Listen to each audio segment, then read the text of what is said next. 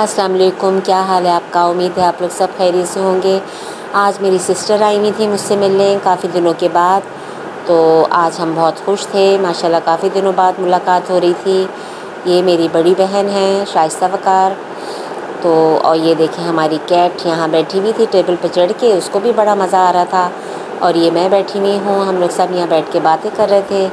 बस फिर चाय का दौर शुरू हो गया, फिर सब ने चाय वाय पी और इन्जॉय कर रहे थे। मेरी वो भांजी भी साथ आई हुई थी और सिस्टर भी थी और बहुत मज़ा आ रहा था, बच्चे बच्चे भी थे।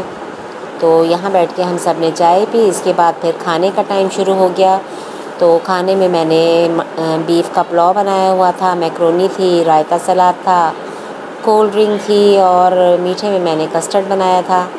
तो ये छोटा सा व्लॉग बनाया था, तो इंशाल्लाह ये आपको अच्छा लगेगा। अच्छा लगा हो तो लाइक और सब्सक्राइब कीजिएगा, बेल आइकन के बटन को प्रेस कीजिएगा। मुझे दुआओं में याद रखिएगा। इजाज़त दीजिए, अल्लाह हाफ़िज़।